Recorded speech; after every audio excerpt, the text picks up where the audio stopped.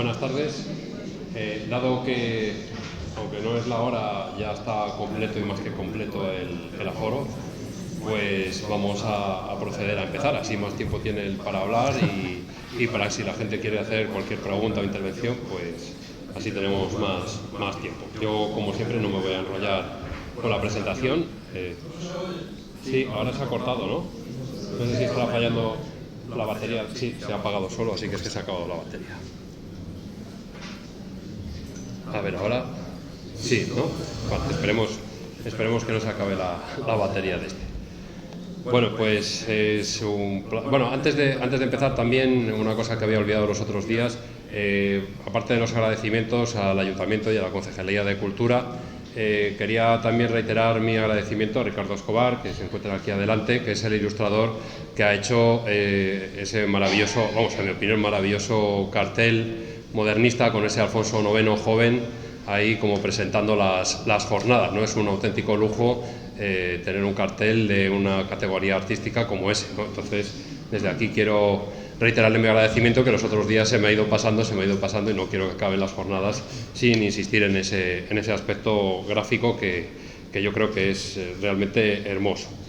Bueno, procedo a presentar al invitado de hoy de las terceras jornadas. Es Diego Asensio García, es escritor y gestor cultural, licenciado en Publicidad, Derecho y Relaciones Públicas por la Universidad CEU San Pablo, máster en Evaluación y Gestión del Patrimonio Cultural por la Universidad de Salamanca y es autor de varios libros como León 1188, Las Cortes Estamentales de Alfonso IX, que fue publicado en 2011, El Reino de los Cuatro Poderes, Libertad y Parlamento en León, publicado en León en 2013, libro que yo le recomiendo encarecidamente. Esperanza, la obra de Magdalena Luque en la diócesis de León, en León 2019, y también ha sido comisario de exposiciones como De mayores a menores, Nasara, Extranjeros en su tierra, The Search Through Love, en Palaz del Rey en 2018, y bueno, destacar que ahora es técnico de patrimonio y que está a cargo en la diócesis de León como coordinador del área de patrimonio histórico-artístico. Como ya ven, el título de la ponencia es Las reinas del ocaso, regionalidad, crisis y olvido de Sancha y Dulce de León. Ese episodio que todos, yo creo que prácticamente todos hemos oído hablar así, pero un poco de pasada, esa especie de rareza o aparentemente rareza que es que Alfonso IX dejara como sucesoras a sus dos hijas, ¿no? Algo inédito en toda la cristiandad occidental y bueno, pues precisamente nos va a ilustrar precisamente sobre este y algunos otros aspectos. Así que, una vez más, muchas gracias por su asistencia y que disfruten de la conferencia.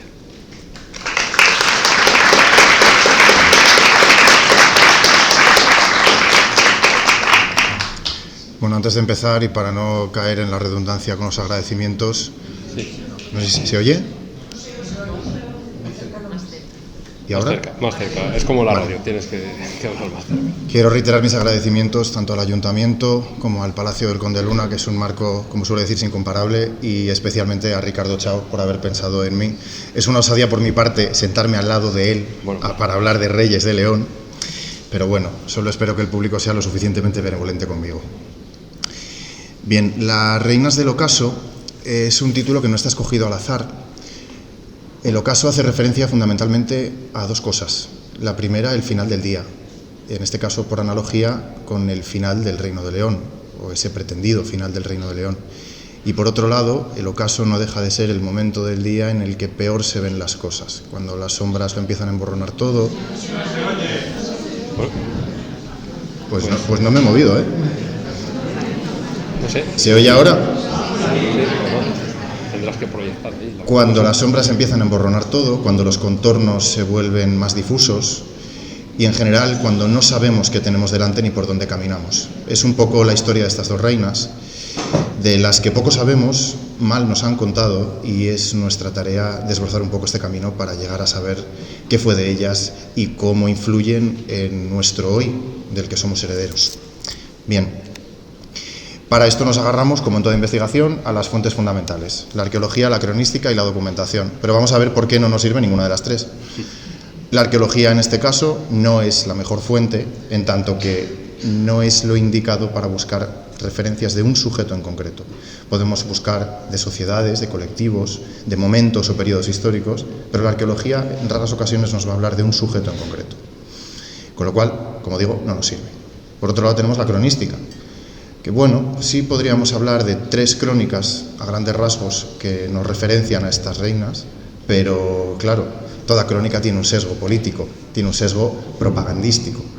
Y aquí es donde entra la labor del investigador y del historiador, en saber quitar aquellas máscaras para saber quién nos habla, qué nos dice y por qué nos lo dice.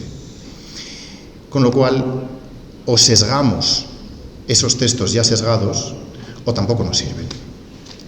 Por último tenemos la documentación, que a priori es lo más fiable, es lo más aséptico, porque narra hechos, narra contratos, narra actuaciones de sujetos particulares, pero en este caso tampoco nos sirve, porque la destrucción ha sido sistemática con todo el diplomatario de las 2 reinas.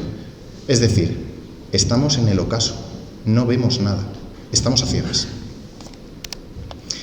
Con lo cual vamos a empezar, así, a grandes rasgos, a ver qué nos han contado, qué sabemos o qué podemos formular en un breve enunciado. Las hijas del rey de León. Sancha Alfonso y Dulce Alfonso fueron 2 infantas leonesas, hijas de Alfonso IX, último rey de León, que a la muerte de su padre renunciaron a sus derechos sucesorios en favor de Fernando III de Castilla, quien en 1230 unifica los reinos de Castilla y de León. Tras la renuncia, entraron en religión hasta su muerte. Esto es lo que vamos a encontrar en los poquitos manuales que hablen de ellas, a grandes rasgos. Ahora, como hemos dicho, el sesgo que tienen las crónicas que nos hablan de ellas tiene que ser eliminado, como quien se quita una máscara. Con lo cual hay que hacernos una serie de preguntas.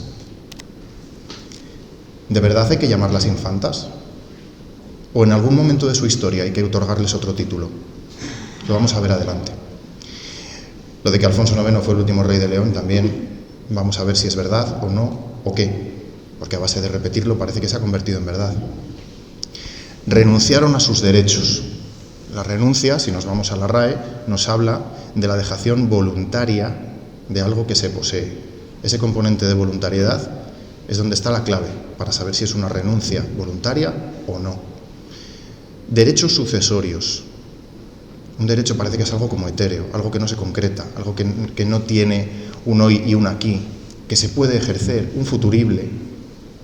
Vamos a ver si es verdad que son meros derechos o es una realidad palpable.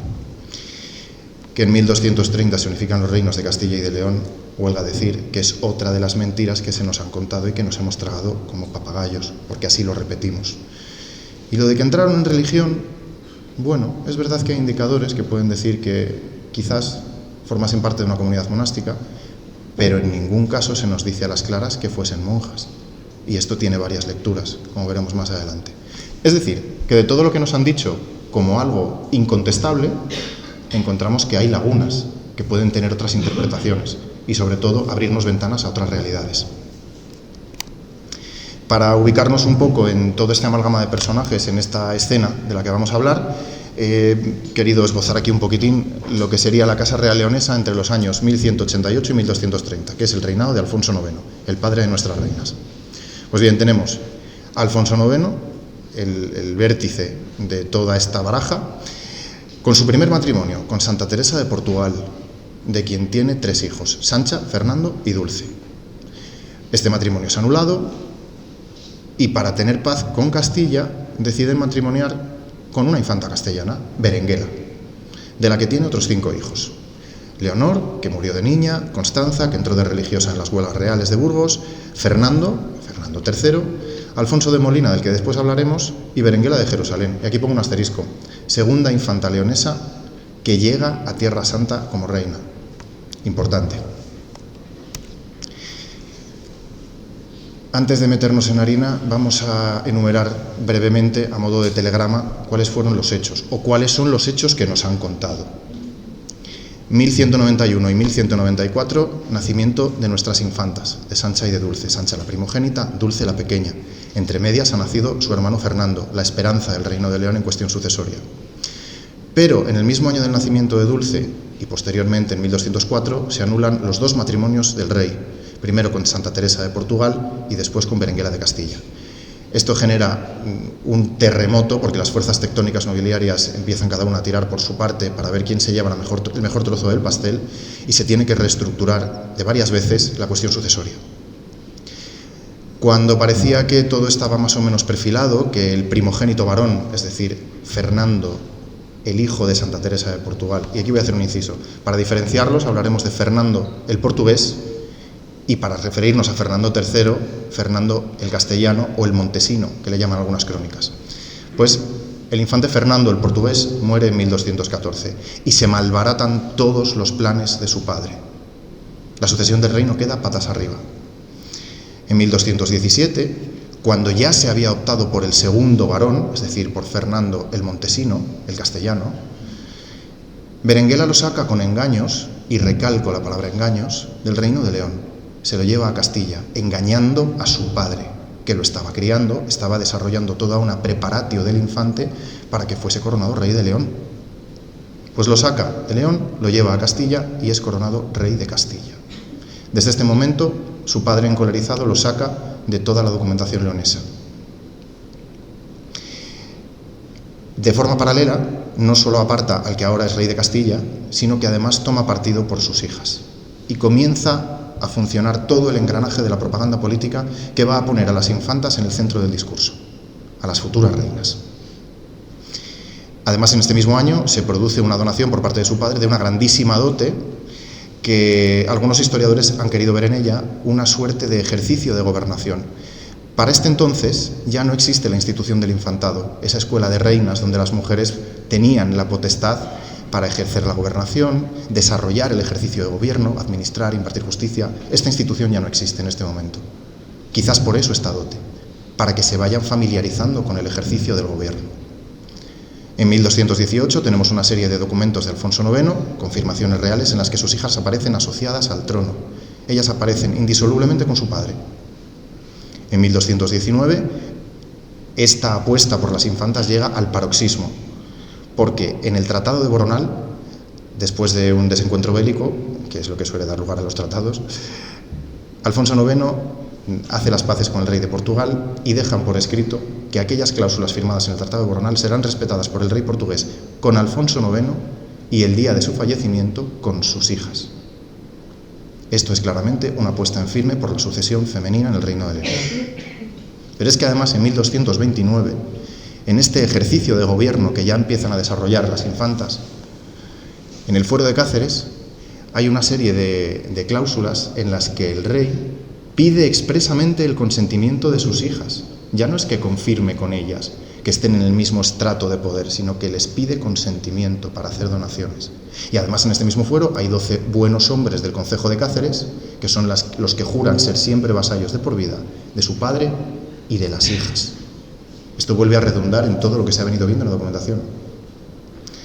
Pero llega 1230 y recién conquistado Badajoz en agosto, el día 24 de noviembre muere el rey y empieza la carrera de los autos locos. Porque ambos candidatos, por un lado Fernando el castellano, el montesino, empieza a mover sus peones para dirigirse a la corte, reclamando unos supuestos derechos sucesorios. Y sus hermanas, pertrechadas de toda una panoplia de caballeros, van haciendo otro periplo desde el occidente del reino para entrar en la capital. Al final esto se trunca porque, insisto, es literalmente la carrera de los autos locos, y se producen los acuerdos de Collanza, que es una reunión entre las dos exreinas madres, Santa Teresa de Portugal y Berenguela de Castilla, donde acuerdan lo que se cristalizará tiempo después, el 11 de diciembre, en Benavente, la Concordia de Benavente, mediante la cual, como se nos ha contado, las reinas renuncian a su trono en favor de su hermanastro. Bien, estos son los hechos, al desnudo, como suelen decir en periodismo. Pero el planteamiento que vengo a hacer esta tarde es el siguiente. ¿Esto es una historia o es una historieta? Porque no es lo mismo historia con mayúscula que con minúscula. Y lo que se nos ha contado es básicamente una historieta. Claro, una historieta que las crónicas del momento se han preocupado de maquillar y que las fuentes secundarias, las que se han producido en los siglos XVIII, XIX y XX, han bebido de esas crónicas, con lo cual no hay por qué no fiarse. Pero eso es pecar de presentismo. Porque si nosotros pensamos que esta historieta es verdadera historia, nos tenemos que enfrentar a un cuadro narrativo. Y aquí, como siempre, entra en juego la historia de las mentalidades. Lo digo a todo el que quiera escucharme. Nosotros no tenemos absolutamente nada que ver con nuestros antecesores del siglo XIII, ni en sistema de valores, ni en sistema de creencias, ni en relaciones sociales, en absolutamente nada. Por eso la historia de las mentalidades es tan importante, porque solo entendiendo como mentalidad distinta los hechos acaecidos en un momento pasado, podemos entender que nosotros no somos nadie para juzgar.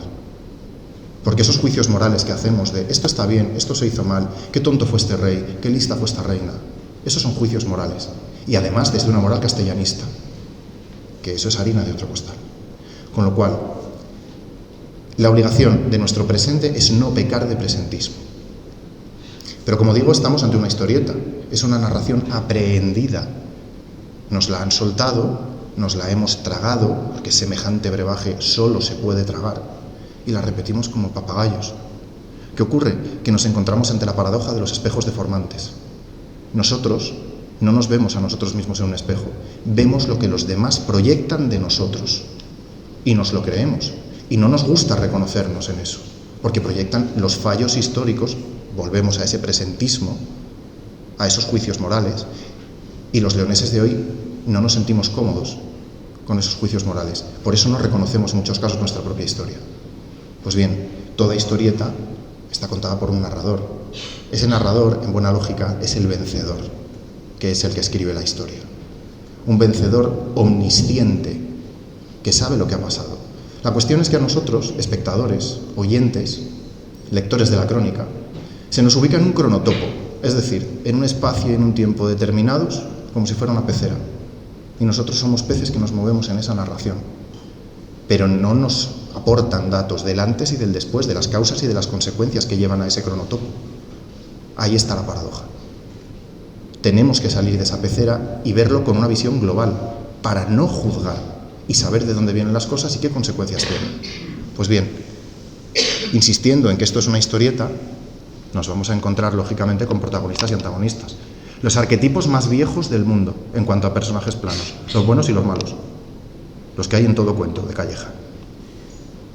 Pero es que además tenemos una estructura narrativa. Como todo buen cuento, hay una presentación, hay un nudo y hay un desenlace. En este caso concreto, las crónicas, a pesar de que abarcan larguísimos periodos de tiempo, nos presentan episodios encapsulados como si fueran historias únicas, desconectadas en muchos casos de toda la trayectoria de la entidad política que es el Reino de León. Y aquí hago un paréntesis. No se puede entender la historia ni del Reino de León ni de ninguna entidad medieval si no es desde el derecho político, entendiéndolo desde el derecho político como entidad independiente y unitaria, con su trayectoria.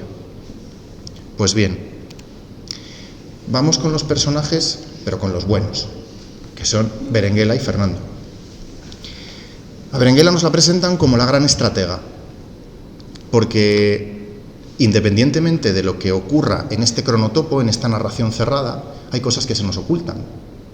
La crónica, o por lo menos las fuentes secundarias que derivan de las crónicas, en raras ocasiones hacen referencia a que Berenguela, que tenía un hermanito, niño, que había quedado rey a la muerte de su padre por ser varón, se había querido hacer con la tutela. No lo consiguió al final, pero lo intentó. Y ha habido una serie de historiadores que han querido ver en estos intentos de hacerse con la tutela como una forma de plantear una línea sucesoria alternativa, es decir, apartar a ese niño y ubicar a su hijo. Es verdad que esto es hipótesis, pero ahí queda. Ya hubo una primera manipulación para hacerse con la tutela de su hermano. Pero es que después tenemos el flagrante engaño de la coronación de su hijo. Saca con engaños a su hijo de León. Pero todo esto no tiene ninguna importancia, porque como Berenguela es la buena, todo lo que hace está justificado. Todo lo que hace está bien hecho. Por eso existe un lavado de cara y una positivización del personaje de Berenguela y por ende de todas sus acciones. Si Berenguela es buena, por ósmosis, todo lo que haga está bien hecho. Entonces obviamos que argucias, engaños, astutamente, que son palabras empleadas en las crónicas, tienen un sesgo moral negativo. Pero lo hizo Berenguela. Santa palabra. Luego además tenemos a una mujer entrometida en los asuntos de política, en concreto en la política exterior del Reino de León. ¿Por qué? Porque conocedor de la situación de sus hijas, Alfonso IX había concertado un matrimonio con Juan de Brienne, rey de Jerusalén. ¿Recordamos a la infanta, a la hija de Berenguela, que era reina de Jerusalén? Bien. Le levantó el prometido, hablando mal y pronto. Si eso no es injerencia en asuntos políticos externos. Pero es que además Berenguela, la buena, la madre abnegada que lucha por el patrimonio de su hijo, por esos derechos sucesorios de Fernando III, oculta un arquetipo muy complicado, que la propia crónica nos lo oculta, el de la madrastra. Como siempre, la historia la escriben los vencedores, la historia la escribe Fernando III, que no tiene más que loas para su madre, que es la que le pone el reino en bandeja. Pero ¿y Sancha y Dulce? ¿Que eran las herederas? Desde la óptica de las hijas de Alfonso IX, Berenguela es la madrastra del cuento. De esto nunca nadie habla. Pero es que si nos vamos una generación antes, Alfonso IX luchó contra su propia madrastra, que desde el punto de vista del hijo de esa otra mujer, Urraca Lope de Haro, era una madre abnegada, luchando por los derechos sucesorios de su hijo. Es decir, todo depende de quién nos cuente el cuento. Ideóloga y cooperadora necesaria, vuelvo a decirlo, es el cerebro de la banda. Es la que orquesta todos los movimientos y toda la caída del castillo de Naipes, o la construcción del castillo de Naipes, según se mire. Y además es reescritora de la historia. Porque de las 3 crónicas que manejamos, más o menos, que son la de Lucas de Tuy, la de Jiménez de Rada y la de Juan de Osma, vamos a dejar de lado a Lucas de Tuy, que quizás tenía los pies un poco más en el suelo y tenía un poco más de amor por su tierra, que era León, canónigo isidoriano.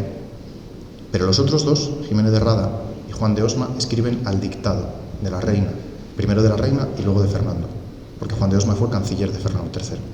¿Qué van a decir? ¿Van a morder la mano que les da de comer? Ni mucho menos. Están reescribiendo una historia, que es lo que nos queda a nosotros. La historia vista por los ojos de los vencedores. Y eso nos obliga a hacernos muchas preguntas. Otra cosa que no nos cuentan sus cronistas de cámara es que fue reina por un solo día. Siempre se nos dice que Berenguela, madre abnegada, renuncia en aquellas cortes de Valladolid a la corona y que en esas mismas cortes corona a su hijo. La Real Academia de la Historia, me parece un organismo cuando menos solvente, nos aporta el dato de que los concejos reunidos en Valladolid que la proclaman como reina lo hacen con una condición, que abdique en su hijo. Quizás no era tan aclamada la reina Berenguela, ni madre tan abnegada, sino que no le quedó otra. Y por otro lado tenemos a Fernando III, el necesario santo canonizado en época de Felipe IV, cuando ya Francia tenía a su San Luis de Francia. Se le presenta como la única esperanza, como la única alternativa posible, y esto se consigue eliminando a los demás candidatos en esta carrera de los autos locos. Pero, ojo, hasta los propios cronistas reconocen que la victoria de Fernando hacia el trono solo es posible gracias a las arras de su madre. Es decir, de nuevo Berenguela cooperadora necesaria. Berenguela había retenido una serie de tenencias de los castillos que le habían sido dados en arras, y esto es lo que posibilita la compra de voluntades y el acceso por territorios que le llevan a Fernando a León. No es otra cosa. Tenemos otro personaje de los buenos, Santa Teresa, que a priori podríamos decir que está en el bando de los malos, porque es de la casa real leonesa, ¿verdad? Y León son los malos, porque son los que no escriben la historia. El componente religioso de esta mujer determina 100% toda su línea de actuación. Va a ser presentada como el ejemplo de sus hijas, el ejemplo a seguir para sus hijas, desprendida de todo lo material, del mundanal ruido, que se dirá siglos después. Pero el hecho cierto es que aquí actúa más la monja que la madre o la reina. Porque si bien es cierto que se presenta como modelo de prudencia, con visión de conjunto, con la voluntad de evitar una guerra civil entre ambos bandos, también es verdad que no es una buena madre, porque deshereda a sus hijas. Es la que fuerza el pacto, la que fuerza la concordia de Benavente. De esto no se habla nunca, porque Teresa es de los buenos. Luego, además, hay que recordar que es de los pocos personajes redondos de toda esta historia, que a principio forma parte del núcleo portugués pro-leonés y que en un momento dado deriva acontecimientos y voluntades hacia las necesidades castellanas. Por otro lado tenemos a Alfonso de Molina, que era, como habíamos visto, el segundo hijo varón de Berenguela y Alfonso, que bueno, es un personaje secundario que se dedicó a hacer fundamentalmente lo que dijo su madre, punto. Y que además las crónicas lo plantean como una persona muy consciente de su papel en el reino, que renuncia a una propuesta de ser él el rey de León para evitar esa unión entre León y Castilla. Pero claro, habida cuenta de que es lo que nos cuenta Castilla, deberíamos pensar si esto no es un ardid literario para que el lector saque la conclusión de que, barajadas todas las posibilidades, el único deseado y deseable era Fernando. Esto es una pregunta que el lector tiene que hacerse. El hecho cierto es que tampoco se nos cuenta que este infante estuvo asociado al trono de su hermano desde las treguas de 1217, cuando Fernando es coronado rey de Castilla, está asociado al trono con él. ¡Qué casualidad! Dos hermanos asociados al trono en el ejercicio del poder. ¿A qué nos recuerda esto? A las dos infantas en el reino de León. ¿Por qué es una locura lo que ocurre en León y es auténtica cordura lo que ocurre en Castilla? ¿Porque son mujeres? ¿Porque son leonesas? ¿O por las dos cosas? Pero de esta asociación al trono nadie habla, se le oculta al lector. Y por supuesto tenemos los personajes malos, Alfonso IX y sus hijas. Alfonso IX como el rey loco, que escoge la distopía, que escoge la patochada, la solución más absurda, que es dejar a sus hijas como herederas. Pero es que además es Alfonso el rey vengativo, porque hace todo esto desheredando a su hijo que ha sido rey de Castilla. Pero es que además es el rey belicoso, porque a la muerte del niño Enrique, rey de Castilla, sin descendencia, Alfonso IX hace valer el Tratado de Sagún firmado por su padre y por su tío, ambos reyes respectivos de León y de Castilla, mediante el cual, y seguía vigente, si el rey de uno de los dos reinos moría sin descendencia, automáticamente el reino pasaba al otro rey. Y Alfonso hace valer su derecho. Castilla lo trunca y además lo tilda de belicoso. Es decir, un derecho que le asiste, que tiene todos los reclamos para pedir que se ejerza, y encima se le tacha de belicoso. De nuevo las crónicas soltando perlas.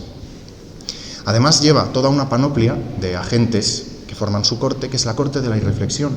Porque ¿cómo se les ocurre apoyar una idea tan descabellada como es la sucesión femenina dúplice?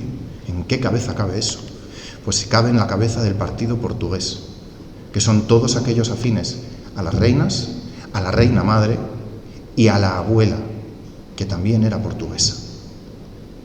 Con lo cual, no es una corte de irreflexivos, es gente, una facción nobiliaria con mucho poder, con mucha presencia dilatada en la corte, que está luchando por los intereses de las legítimas herederas. Pero claro, volvemos al concepto de historieta. Quien lo cuenta es Fernando III y su madre Berenguela. Con lo cual, Fernando, víctima de la ira de su padre, lo único que hace es recalcar que es el objeto del rencor paterno.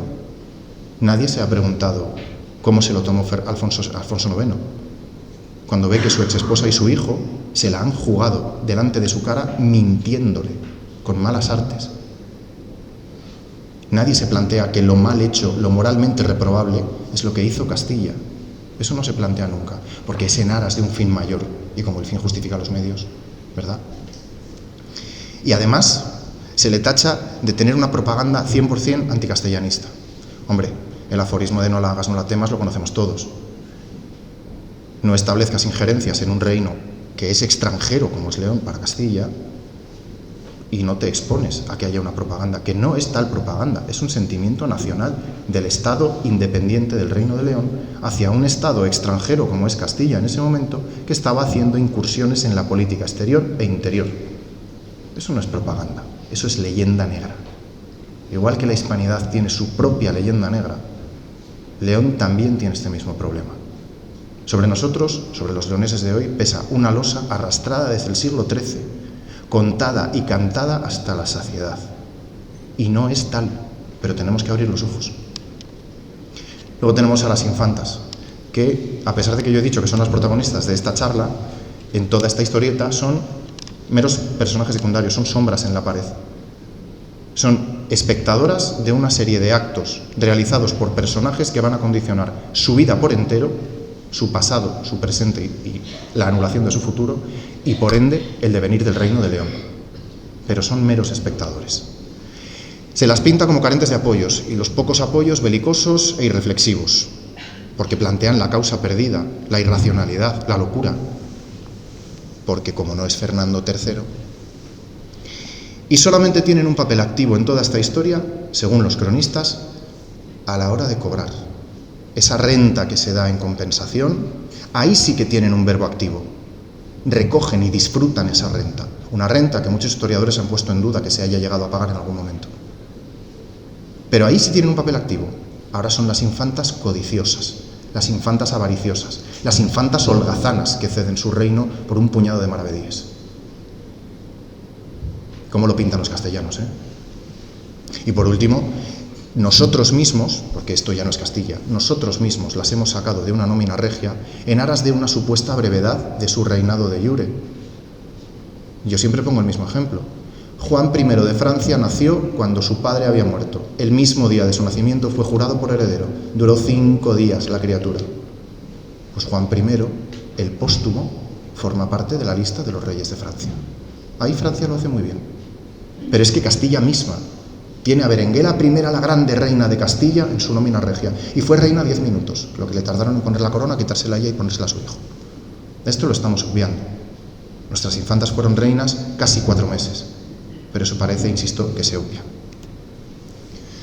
Como dijimos antes, toda historia tiene una presentación, un nudo y un desenlace. El nudo lo hemos conocido, son los hechos que se nos han contado, pero no nos cuentan el preludio, los actos que llevan a esa consecución de acciones, a esa consecución de hechos.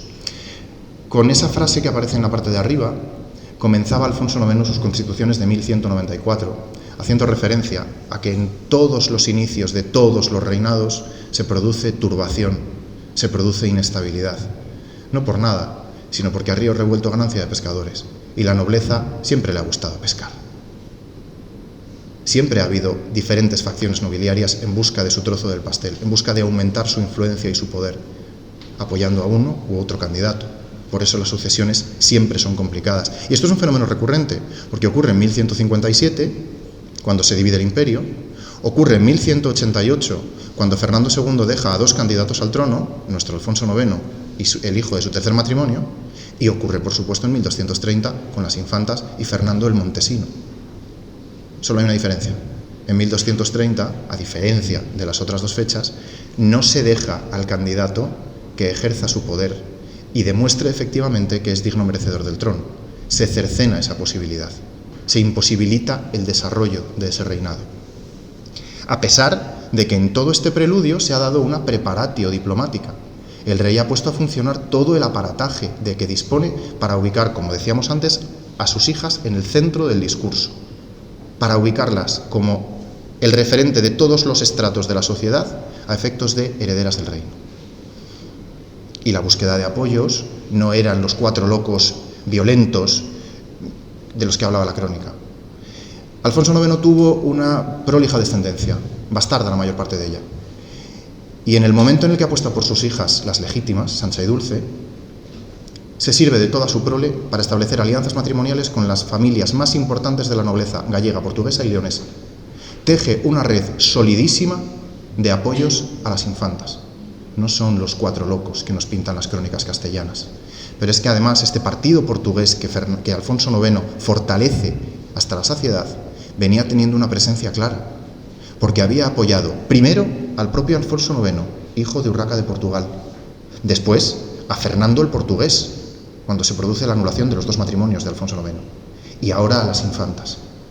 Con lo cual, ni eran 4 locos ni eran advenedizos, tenían una presencia monolítica dentro de la corte y de la familia real leonesa. Se nos dice que esta locura, este dislate, viene porque se plantea un correinado. Y la pregunta que yo lanzo es, ¿era un modelo de gobierno novedoso o es que en Castilla no se entendía? Porque los condes castellanos siempre han sido doblega y rinde. Sin embargo, la trayectoria regia leonesa nos habla de cosas muy otras. Y tenemos antecedentes de gobierno bicéfalo.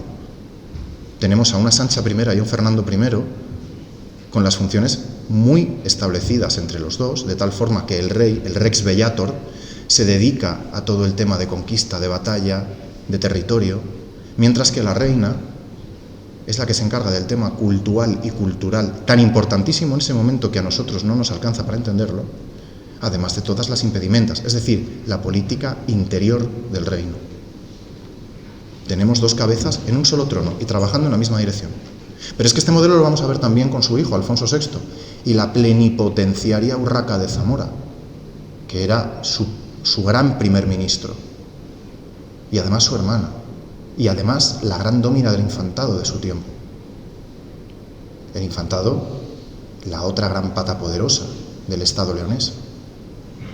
Pero este mismo modelo, insisto, lo veremos en su nieto, Alfonso VII, y la todopoderosa infanta Doña Sancha, la gran dómina del infantado, la última gran dómina.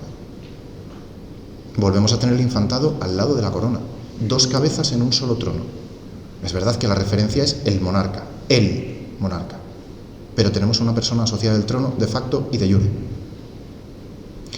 Y el hecho de que sean dos mujeres, porque hasta ahora hemos visto varón y hembra, tampoco puede sorprendernos, porque la institución del infantazgo de la que hablábamos antes nos ha dado grandes momentos de gloria para el patrimonio de la Edad Media leonesa en la figura de dos mujeres a la vez. Urraca de Zamora, la que era primer ministro a todos los efectos, no con ese nombre, pero primer ministro de Alfonso VI, y su hermana, Elvira de Toro, grandes dóminas del infantazgo, como también lo serían en formato dúplice Sancha de Liébana y Elvira de Sicilia, ambas hijas de Alfonso VI. Pero es que además hay dos autoras, que son las profesoras Ruiz Albi y Calderón Medina, que plantean que a lo largo del reinado de Urraca I quizás pueda verse en un periodo determinado un modelo parecido, en tanto que su hermanastra, Teresa de Portugal, tiene una temporada en la que establece un pacto privado de amistad, de buen gobierno y de gestión de unos territorios que pertenecían a Urraca, pero que los gestiona la propia Teresa. Pacto de ayuda contra el musulmán, pacto de no agresión. No sé si se puede hablar de una diarquía, pero desde luego tenemos dos cabezas gobernantes, a pesar de que una sea la reinante. En cualquier caso, este modelo propuesto por Alfonso IX, que quiso correr tanto que el siglo XIII no le entendió, no tuvo posibilidad de implementarse, no le dieron esa oportunidad. Y no le dieron esa oportunidad hasta el punto de que ni siquiera nos la cuentan, porque el relato, como decíamos, siempre es el del vencedor. Hemos hablado ya de dos de las grandes crónicas, la crónica de Jiménez de Rada, de Rebus Hispaniae, y la crónica latina de los reyes de Castilla, del obispo Juan de Osma, escritas al dictado de Berenguela y de Fernando. Pues bien, si nos adentramos en estas crónicas con un ojo un poquito crítico, que es lo verdaderamente difícil, vamos a encontrar episodios profundamente alterados, de una distorsión de la realidad absoluta. Nos cuentan que las infantas, en todo su periplo, recordamos el periplo de los autos locos, una vez que muere el rey Alfonso IX, intentan entrar en Astorga, intentan entrar en León, intentan entrar en Benavente, y en ninguno de los casos les es permitida la entrada, porque no son queridas, y porque además van con una multitud de hombres armados. Esto tiene pocos visos de verosimilitud, por una sencilla razón. Por mucho que el obispo de turno no quisiera a estas infantas, ya reinas, el tenente de Benavente y el tenente de Astorga, era la misma persona, era firme partidario de las infantas. Pero es que además en León tampoco cuela, porque en León había 3 centros de poder: castillo, colegiata y catedral. Los 2 primeros eran firmes partidarios de las reinas. Claro, si en estas filas están el merino y el tenente del castillo, resulta poco creíble que no las dejaran entrar, y menos con estos argumentos tan peregrinos.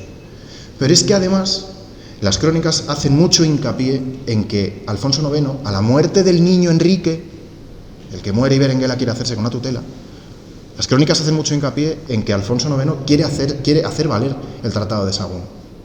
Como si no estuviera conforme, dejan deslizar con esa asignación del reino como herederas a sus hijas. No tiene nada que ver. La restauración de la idea imperial, de la unión definitiva de los reinos de León y de Castilla, en este caso, en esta pretendida unión de Alfonso IX, ya fue intentado por su padre, Fernando II, en un artículo que les recomiendo, maravillosamente bien explicado, de este señor que está aquí al lado mío. Pero es que esto es una idea heredada de su abuelo. No es nada nuevo y nada tiene que ver con la sucesión femenina. Pero la crónica se encarga de resaltar este carácter belicoso y vengativo del rey. De lo que pasa por encima, de puntillas, es de que las reinas fueron nombradas herederas. Y luego además nos habla del magnífico prestigio de la baza tan bien jugada de Berenguela casando a su hijo con Beatriz de Suabia, porque es un matrimonio que aporta pedigrí a la Casa Real Castellana, como si la Casa Real Castellana no tuviera sangre leonesa, que había sido imperio. Pero claro, reconocer esto es poner a León un sustrato que a las crónicas castellanas no les interesa. Es preferible hacerse eco de la sangre de su avia procedente del Sacro Imperio Romano Germánico y del Imperio Bizantino. Con todo y con eso, a Jiménez de Rada se le escapan flecos sueltos y hay cosas que ni siquiera maquillándolo con 4 dedos de base puede ocultar. La primera de todas, ese concepto negativo de la artimaña de Berenguela, es el que nos la cuenta. Y además lo hace con palabras duras. Habla de engaño, habla de astutamente. Esto no lo puede ocultar, no lo puede maquillar, porque para un sacerdote es mucho faltar a la verdad. Pero es que además pasa muy de puntillas, pero lo cuenta, que Alfonso IX instituyó herederas a sus hijas. Y luego hay una frase que a mí me encanta, y es: a todos les pesaba que se juntaran los reinos. Es decir, ni en León ni en Castilla querían que aquello se juntase. Pero, como todo lo que hace Berenguela está bien hecho, porque obedece a un bien común, a un fin mayor. ¿Cuál es el bien común? ¿Cuál es el fin mayor? La voluntad de Berenguela de ver a su hijo sentado en un trono, en 2. Eso no es un bien mayor. Eso es la voluntad personal de un sujeto que actúa por egoísmo o por razones personales, pero nunca un bien mayor. Y como hablábamos de que tiene una presentación y un nudo, tiene que tener obligatoriamente un desenlace. El desenlace oficial lo conocemos todos. Como diría Antonio Gala, Castilla y León se unieron para siempre en pastos comunes, en la figura del glorioso y santificado Fernando III. Lo que no nos cuentan las crónicas es el epílogo de las reinas.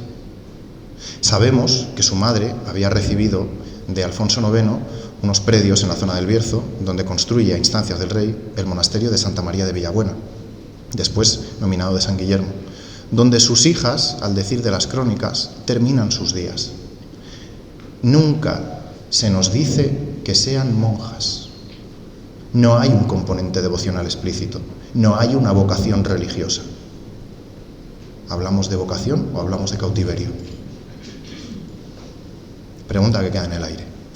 Lo que no queda en el aire es la brutal damnatio memoria a la que son sometidas ambas mujeres y toda su diplomática. Luego veremos una cita que lo expresa maravillosamente bien. Tenemos mínimas noticias, y cuando digo mínimas quiero decir microscópicas, de que siguen ejerciendo como señoras laicas su poder en los dominios que habían sido heredados de su madre en la zona del Bierzo, porque sabemos que Dulce fue tenente tanto en Valdeorras como en Lamas. Pero pocas noticias más tenemos. Y la administración de estos predios siempre deja huella documental, una huella documental que ha sido quemada, desde luego. Sabemos que antes de 1243 la infanta Sancha ha muerto y en 1247 muere Dulce. Y en 1530 el monasterio de Villabuena es completamente arrasado por una riada del río Cúa. Es demoledor, a la vez que melancólico, ver cómo el monasterio de Villabuena es el epítome del reino de León, como el poder del agua que lava las culpas de otros arrasa con la historia que nos es propia. Lo que sí que tenemos es una noticia de viajeros cronistas de los siglos XV y XVI que nos hablan de que en el centro del coro de la iglesia del monasterio se encontraba un túmulo funerario con los restos de las 2 reinas. Y sabemos que no solamente estaban allí con memoria viva de lo que habían sido, de su dignidad, sino que además se decían frecuentes misas por el descanso de su alma, por el de ellas y por el de su padre, Alfonso IX. Esto a priori podría ser una noticia, nostálgica, que no tiene mayor trascendencia, salvo que la pongamos en común con los obituarios del todopoderoso monasterio de Cluny, cuando rezaba por el eterno descanso de Fernando I de León y su hijo Alfonso VI. Estamos hablando de una continuidad dinástica, incluso en el más allá. Algo que las crónicas castellanas tampoco nos cuentan. Ahondando un poquito en la damnatio memoriae, y vamos terminando, me parece muy evocador que se pueda comparar la memoria de nuestro verdadero último rey, Juan I de León, con el de las reinas, porque ambos fueron sometidos a una brutal damnatio. No sabemos si las reinas acuñan moneda, no sabemos si en esos escasos 4 meses tienen tiempo de ejercer efectivamente el gobierno, o como decíamos, la carrera de los autos locos las lleva por delante, pero son reinas de iure. No sabemos si de facto, no tenemos elementos para saberlo, estamos en pleno ocaso, no vemos nada. A Juan I le pasó lo mismo. Se destruye moneda, se destruyen diplomas, se destruye todo rastro y se le subyuga a la corona de su sobrino, Fernando IV. Y todavía más terrible es la damnatio memoriae en vida, como pasó con Juana de Castilla, la terriblemente mal llamada Beltraneja.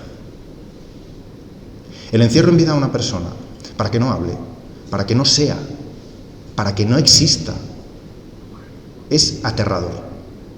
Sobre todo cuando obedece a intereses personales, cuando no ha hecho nada malo, que es el caso de Juana de Castilla, es el caso de nuestras reinas. Hablábamos de un expurgo documental. Ese expurgo documental abarca tanto la Cancillería, los documentos públicos, como los documentos privados, porque, como hemos dicho, apenas tenemos noticias de los documentos emanados de las propias reinas, en el ejercicio del gobierno de aquellos predios de su madre. No han dejado apenas rastro, no tenemos constancia de nada. Algunos historiadores muy malintencionados dicen: no poseemos documentos en los que parezca la figura de las reinas nominadas Regina. Claro, es que no tenemos documentos. Ahí está el tema. Carecemos de información para hacer un juicio justo y, sin embargo, las juzgamos y las sesgamos. Es más, este expurgo creemos que pueda llegar también al propio testamento de Alfonso IX, que no aparece por ningún sitio. ¿De verdad creemos que un rey que ha tenido todo su reinado la cabeza ocupada con el tema sucesorio va a morir sin testamento? ¿Va a morir sin dejar cerrada su última voluntad en cuanto a sucesión del reino con lo que había sufrido? Desde luego, aplicando la lógica del sentido común, esto no es creíble. Y si además sabemos que ha habido un expurgo sistemático de quema de documentos, más claro el agua. Juan de Osma tiene la osadía y la desfachatez de reproducir esta frase. Las hermanas renunciaron al derecho, si alguno tenían en el reino, y destruyeron las cartas paternas sobre la sucesión o donación al reino de ellas. Esto es claramente una mentira. ¿Y por qué sabemos que es una mentira? Porque en la Concordia de Benavente, que, casualidad, no conservamos copia en España, solo se conserva un ejemplar en los archivos vaticanos. En ese texto no hace referencia a la obligatoriedad de destrucción de esos documentos. Esos documentos eran un peligro. Si hubieran supuesto una cláusula obligatoria, hubiera quedado consignado en aquella Concordia. Es decir, ¿los destruyen las reinas o los destruye Berengaria? La pregunta está clara. Y solo dejan dos testigos: el documento de la fabulosa dote de Alfonso IX a sus hijas en 1217, aquellos predios que les iban a servir para empezar a poner en ejercicio la gobernación, y por otro, la Concordia de Benavente. Claro, Fernando III no necesita nada más. Uno, el documento para hacer la trazabilidad de su padre a las actuales propietarias, y dos, el documento de las actuales propietarias a Fernando. No necesita más documento para argumentar su legitimidad. El resto le sobra. Personas y documentos.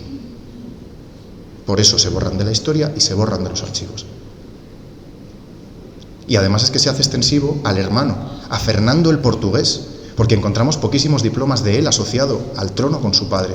Encontramos algunos en la zona gallega, quizás porque la zona gallega fue la más levantisca, la última en apaciguarse y la que más resistencia opuso a Fernando III. Quizás allí la mano de Berenguela no llegó a quemar todos los archivos. Lo verdaderamente cognoscible es que se nos desdibuja la imagen de estas reinas. Después de la Concordia de Benavente no tenemos noticia de ellas. Tenemos ecos de campanas que no sabemos de dónde vienen. Y lo más terrible de todo es que el triunfo de la damnatio memoriae cristaliza definitivamente en la Crónica General de España de 1344, donde el conde Pedro de Barcelos dice: Alfonso IX no hubo descendencia de su primer matrimonio.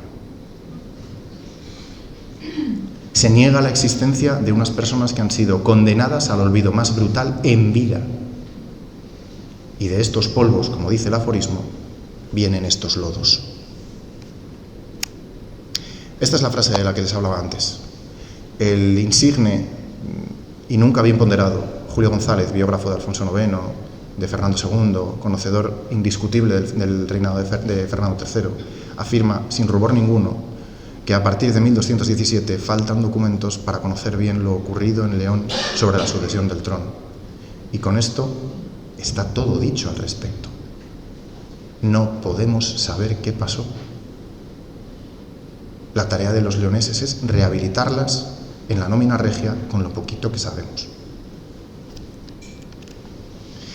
Y aquí voy a abrir un pequeño paréntesis, porque la rehabilitación de estas reinas, en cierto modo, pasa por abrir un poco la mente y plantearnos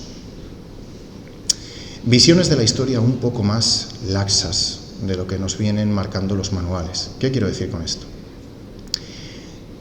Deberíamos plantearnos que a efectos propios la historia de León debería reformularse desde sí misma. A León le pasa como al conjunto de España. Se ha dedicado a hacer total burocracia y dejar por consigna todo, pero no ha hecho historia propia. Y ya es el momento de escribirla.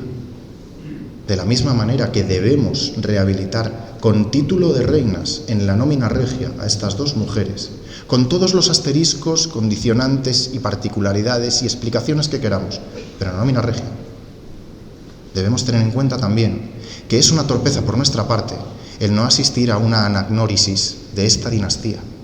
Se ha hablado de forma artificial a lo largo de los años de la Casa de Borgoña, la Casa de Navarra. Desde 1230 hasta 1296, por el trono de León pasan 3 reyes de la Casa de Castilla. Pero 3 reyes que son reyes de León y que deben ser entendidos como tal. Antes decíamos que nos hemos tragado un brebaje absolutamente distorsionado que nos ha hecho odiar hasta el paroxismo la historia castellana. No tenemos que odiar la historia castellana ni despreciar la historia castellana por el mero hecho de ser castellana. La historia de León va por unas vías que son paralelas, pero distintas a las del Reino de León, a las de Castilla, perdón. ¿Qué quiere decir esto? Siempre pongo el mismo ejemplo. De la misma manera que los reyes portugueses contabilizan a su Felipe I, su Felipe II y su Felipe III como reyes de Portugal y no hacen referencia, porque no les importa, a que fueran Felipe II, III y IV de España, nosotros deberíamos adoptar estos reyes como propios, porque la dejación sistemática de estos reyes los ha convertido en patrimonio privativo de la historia castellanista. Nosotros mismos hemos metido tijera y cúter en nuestra propia historia. Hemos cercenado la posibilidad de hablar de un Fernando el Santo, rey de León, Alfonso el Sabio, rey de León, o Sancho el Bravo, rey de León. Primero porque son nuestros, con independencia de qué otros territorios gobiernen, porque ya sabemos que la ficción de esa pretendida unión de 1230 es, como digo, una ficción. Pero es que además, esta inclusión de esta nueva dinastía nos posibilita trazar un puente entre Alfonso IX y el descolgado, olvidado y tampoco nunca bien ponderado Juan I. Estamos dándole una continuidad a la entidad política leonesa, con sus cambios, con sus veletas, con sus intromisiones ajenas, pero entidad política independiente.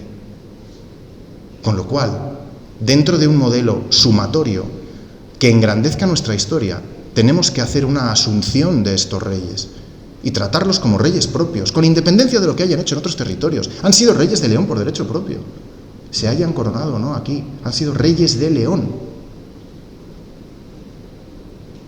Y esto es lo verdaderamente importante. Invito al auditorio a que haga una reflexión sobre esto cuando quiera, cuando pueda, que lo comparta, que lo delezne, pero que lo piense. Malo que nos pongan los espejos distorsionados delante, peor todavía que nosotros cercenemos nuestra propia historia. Sobre todo cuando asistimos a un momento social en el que la historia es tan maleable que se puede cambiar. Se puede cambiar para mal, y vemos un caso de éxito en Cataluña. Pero se puede cambiar para bien. La construcción de la historia es una apuesta por el presente y un germen para el futuro. Y de nosotros depende aquella historia que queramos contar y cómo nos autopercibamos. Empezábamos la conferencia con una definición y creo que ha llegado el momento de reformularla. Sancha II y Dulce I fueron 2 reinas de León, hijas y herederas de Alfonso IX, que no fue el último rey, que a la muerte de su padre, tras un período breve de tiempo reinando de iure, se vieron forzadas a ceder, porque recordemos que los factotum fueron su madre y su madrastra. el trono a su hermanastro Fernando III de León, ya rey de Castilla. Su documentación fue destruida intencionalmente, por lo que apenas conocemos su vida política o privada. Dicho esto, y con estas dos ideas en la cabeza, la rehabilitación de las reinas y la inclusión en el patrimonio propio leonés de esa nueva dinastía de la Casa de Castilla, que no desmerece sino que engrandece la monarquía leonesa, les doy las gracias por haber venido esta tarde.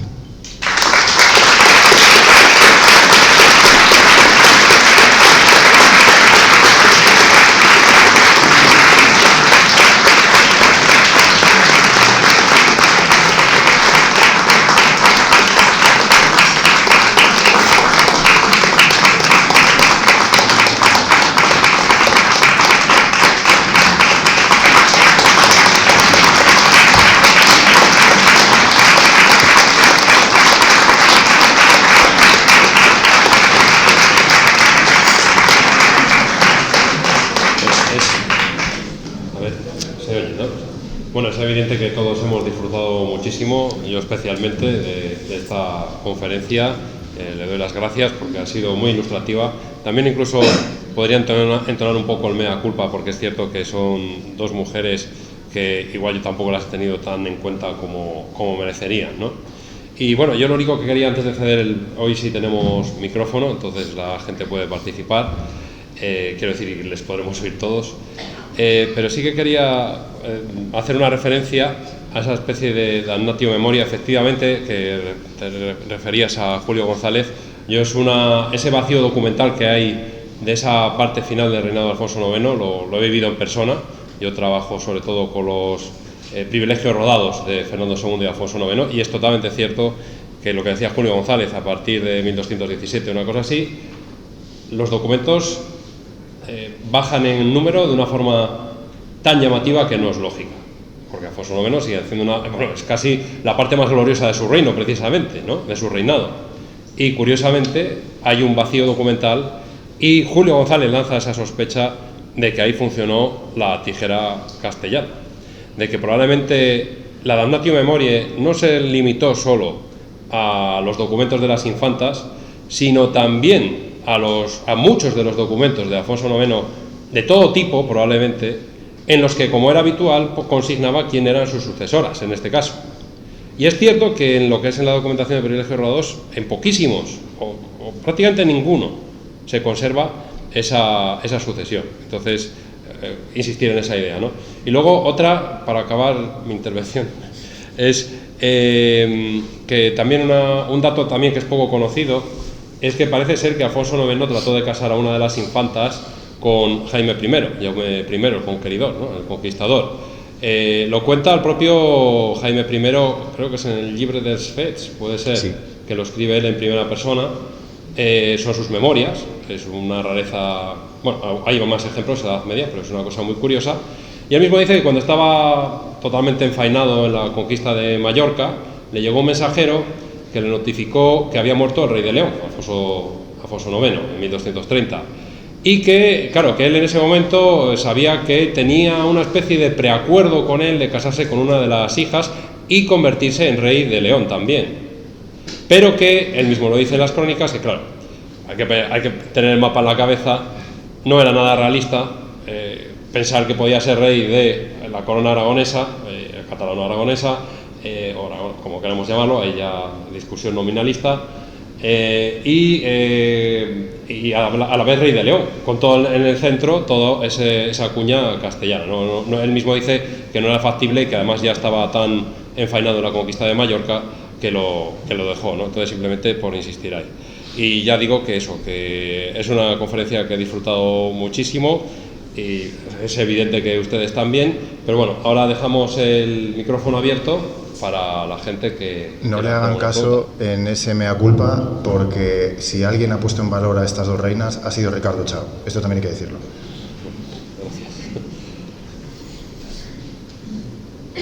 Ricardo.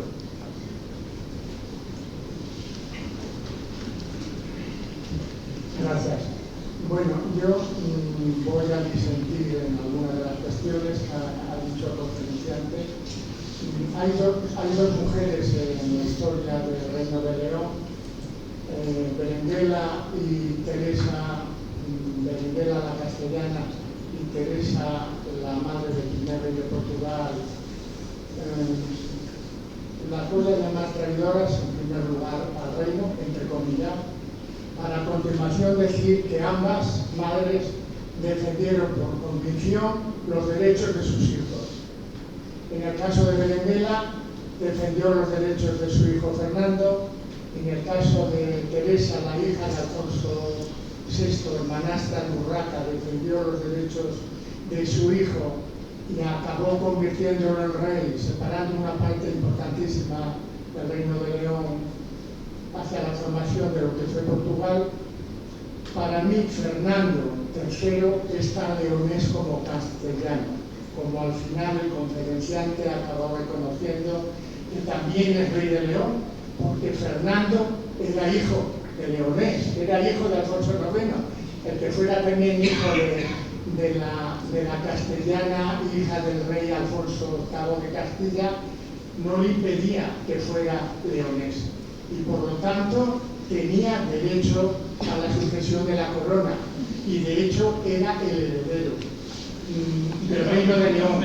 Ocurre que Enrique I de Castilla tiene el accidente de la Teja y muere, que estaba destinado a ser rey de Castilla, y Fernando destinado a ser rey de León, y eso cambia la historia. Por cierto, en toda la dinastía leonesa el derecho vigente es prevalencia del hombre varón, y así lo defienden todos los historiadores, incluido Ricardo Chao Prieto. Solo hay dos casos de mujeres que accedieron al trono, y no por prevalencia sobre el varón, sino por circunstancias.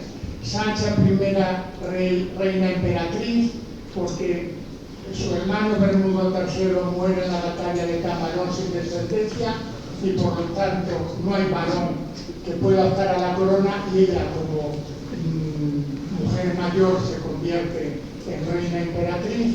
Y Urraca, la hija de Alfonso VI, tampoco estaba destinada a ser reina emperatriz, pero su hermano Sancho muere en la batalla de Uclés y eso le convierte, a diferencia de la Casa Navarra, donde allí la transmisión del trono a veces es colateral, algún caso se ha dado en la Casa Asturleonesa. Por último, señalar que para mí los nobles leoneses, como bien dice Ricardo Chávez en su libro, no estaban por la labor de que hubiera una reina, mejor, y por esto termino, tenían muy presente los problemas que Urraca primero había tenido por ser mujer en el ejercicio de la corona. Muchas gracias y perdón que me he extendido. Después de esta magistral clase de historia, caballero, solo le puedo decir que estoy al 99% de acuerdo con usted, porque efectivamente no podemos juzgar ni la actuación de Teresa de Portugal ni la de Berenguela desde el presentismo, fue lo primero que empecé diciendo. No podemos juzgar con valores del hoy las actuaciones de ayer. Lo que sí podemos hacer es quitar el sesgo personalista de las crónicas que nos transmiten aquellos hechos. Otra pregunta.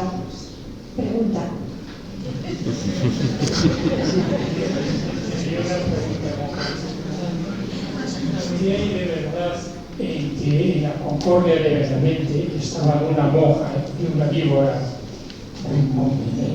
negociando, y debajo del castillo de Benavente estaba el hijo de la víbora con el ejército apoyando a su madre?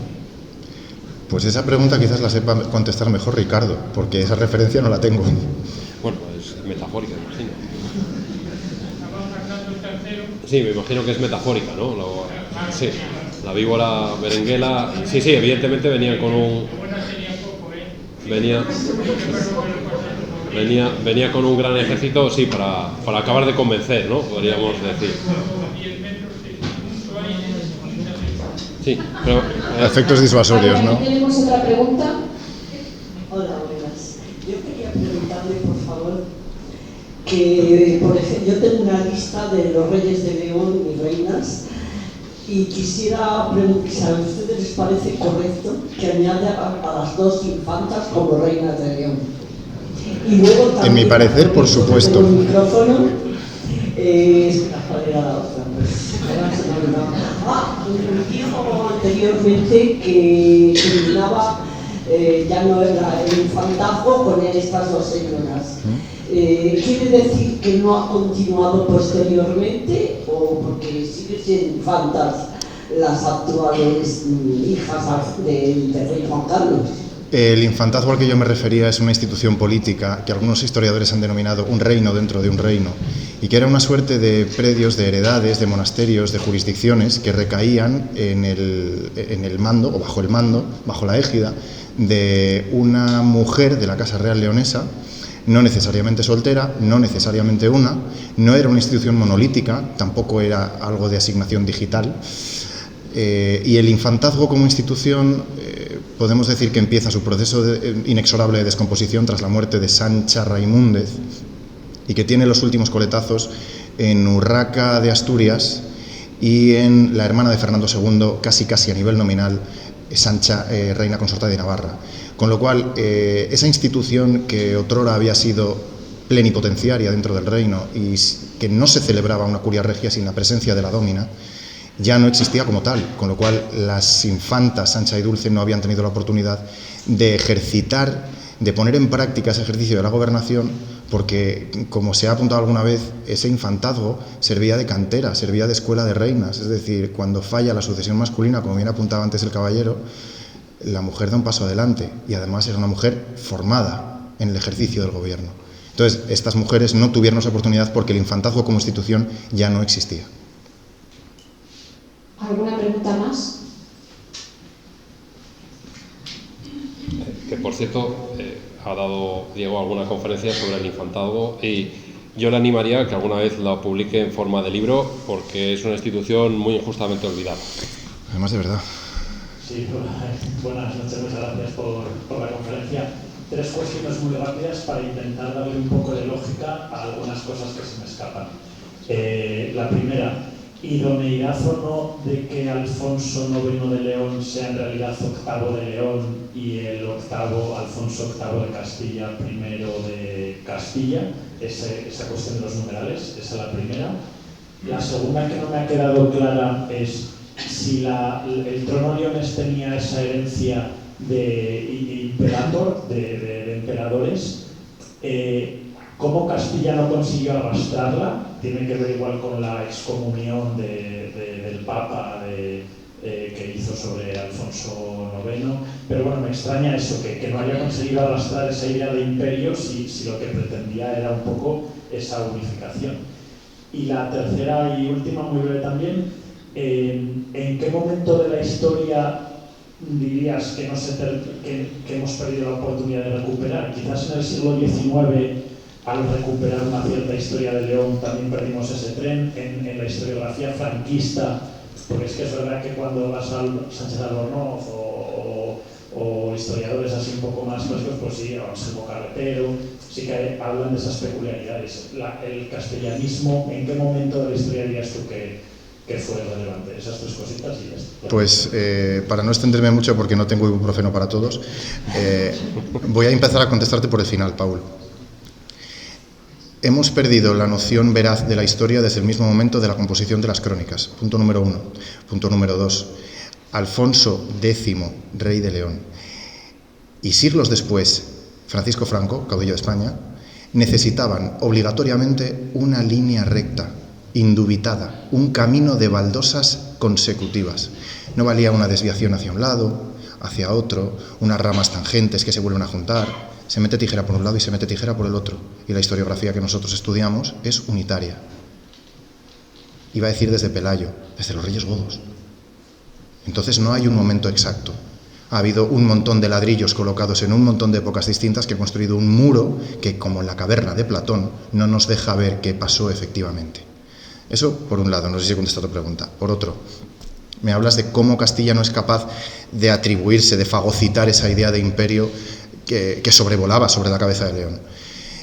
Es cierto que cuando Alfonso VII divide el imperio, que además recomiendo al auditorio que eche un vistazo a la publicación de García Osuna sobre una posible demencia del monarca a la hora de establecer esta división.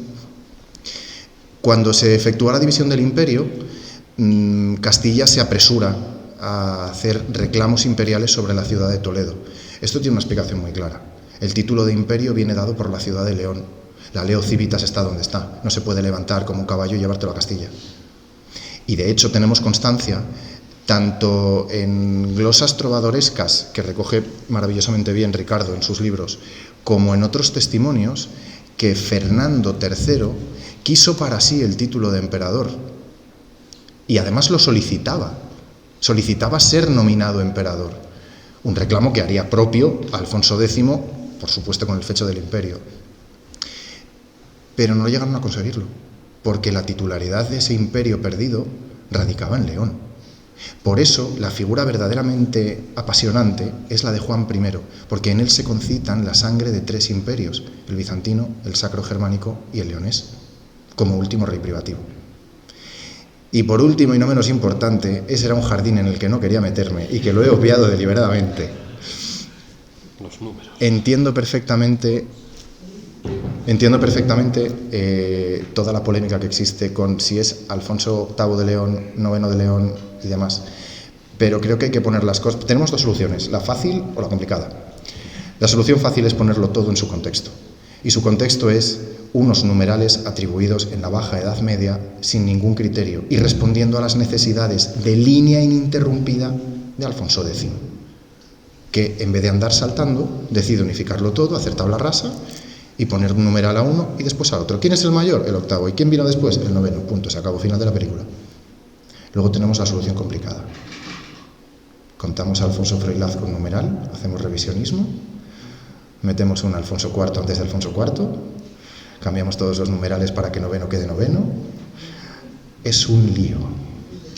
Dicho esto, creo que bastante mareada tenemos la perdiz y bastantes frentes abiertos tenemos como colectivo que debe reivindicar su propia historia, como para encima meternos en discusiones bizantinas que no nos llevan a ningún sitio, que efectivamente lo sonoro, lo potente, lo justo sería hablar de un Alfonso VIII, pero que si nos ponemos más puristas que los puristas, deberíamos otorgar en ese revisionismo llevado al paroxismo un numeral a Alfonso Froilaz si lo hacemos rey de León, por ejemplo.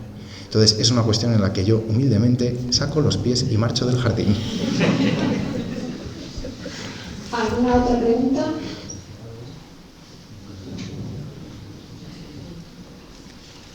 Pues muchísimas gracias de nuevo a todos por haber pasado este ratito.